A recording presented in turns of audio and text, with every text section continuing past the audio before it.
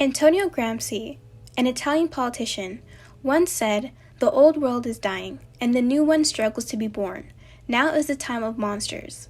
This quote is very meaningful in regard to the books The Beetle by Richard Marsh and Frankenstein by Mary Shelley. For both of these books, their time periods were plagued with fear, change, and even the eruption of a new century. As the old world came to an end, a new one started, which gave way to the creation of monsters within literature to make sense of the changing population and way of life. If I were a movie director, I would utilize negative space within my shots. Negative space is the area that is in the background and hidden.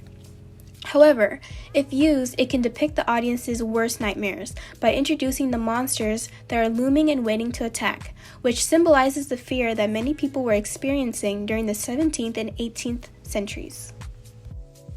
Imperialism and the Beetle. Imperialism was a major influence within the Beetle. At this time, the British were trying to take control of the Suez Canal in Egypt. This led to the political instability of Egypt and the rise of paranoia against Egyptians and other foreigners. In order to reflect this, Marsh developed vengeful and supernatural Egyptian creatures to represent this paranoia. Marsh also accomplished this task by describing the beetle to have mesmeric powers. Mesmerism helped to depict the unstable life of Robert Holt and other characters. If I were a director, I would depict mesmerism using the actor's emotions. For example, when one is not in control of their own body, it leaves them feeling horrified. When these actors are being mesmerized, they should look shocked, scared, and frozen. This would symbolize the unstable political concerns of Egypt and stereotypes that foreigners were facing that were out of their control and were forming in an atmosphere of fear. Imperialism and Frankenstein. Monsters are a way to depict concerns that humans have regarding power. During this time, Britain had lost its power because it had abolished slavery within the West Indies. As a result, there were many anti-slavery discourses flooding the social circles of Britain. Works like Frankenstein were to depict these conversations to show the imperialistic trauma that was caused to those affected by slavery. As a director, I would need to represent Victor as the master and the monster as the slave in his rebellion. As a director, I would depict this rebellion with an over-the-shoulder camera shot. With this shot, we would be able to see Victor argue with the monster on the creation of his bride. When these shots focus on one character and then the other very quickly, it is used to show a disagreement between two characters. This disagreement would symbolize the arguments that are made about slavery at this time. Lastly, with the slave trade in the West Indies, it led to the British believing that those that they controlled were not welcome within their society. Othering and the Beetle. Since these new immigrants that are moving into Britain did not have the same culture, language, or religion as a common British person, they were othered. In the Beetle, the other is seen as something that is non-human and dead, while the common British person is seen as human and alive. For example, there are many times when the Beetle was described as abnormal because of her manners, actions, and appearance. This caused the Beetle to be excluded from the British social circle. Marsh did this in order to show the anxiety over the growing presence of foreigners within the country. As a director, I would depict the other with red eyes. Although it is not described within the book, red eyes would be a great addition to the weird appearance of the beetle. With an irregular shaped body, hideous face, and unknown gender, red eyes would add to the beetle's already exaggerated appearance.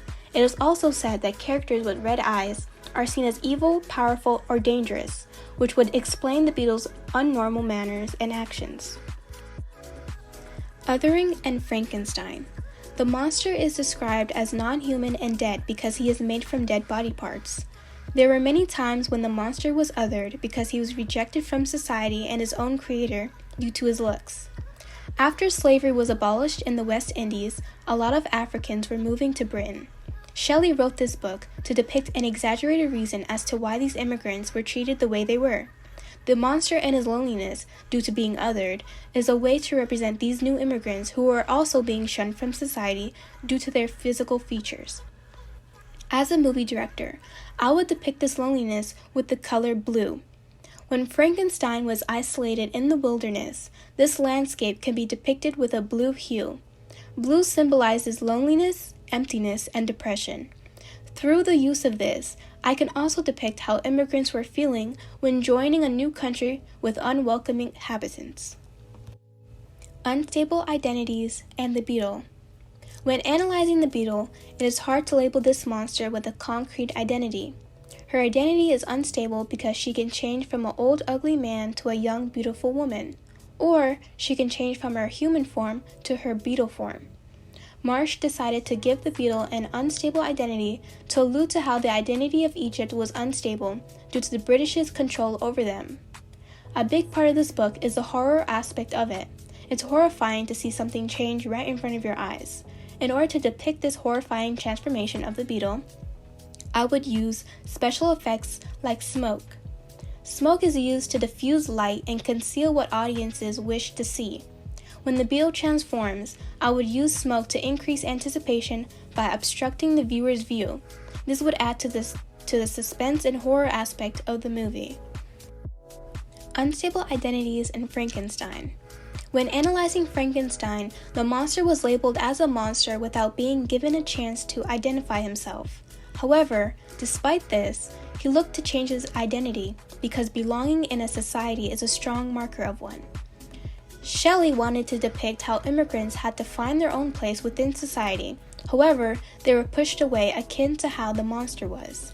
As a director, I would utilize the circular iris shot in order to convey finding an identity. A circular iris shot focuses on a singular frame. This shot would be used to show the monster looking through the hole of the DeLacy's family wall. This shot also shows that although an identity is right behind a wall, something so close, many cannot achieve it because of their circumstances. As a result, the monster cannot identify himself with the DeLacy's, and his identity was unstable. Liminal spaces. Liminal spaces are very popular in Gothic literature because it explores a state between two things. An example of a liminal space in The Beetle was when Holt turned it into a corner and all of a sudden the road was dirt and the houses were crumbling. As a director, I would represent liminal spaces with the use of emptiness. For instance, in The Beetle, a setting with no one in it creates a liminal atmosphere because a place that is supposed to be bustling with people isn't. Another example of a liminal space in Frankenstein is when the monster killed Elizabeth. For example, after he killed her, he was grinning through a window. As a director, I would depict liminal spaces through the use of boundaries. The separation of the window represents the good plane as Elizabeth and the evil plane as Frankenstein outside the window. Conclusion. In the end, both Romantic and Victorian writers use the same strategies to depict monsters in order to convey the social, political, and economic atmosphere at that time. Although these writers had to convey this idea through their books, directors must find other ways to convey ideas through the use of actions, sound effects, emotions, and anything visual.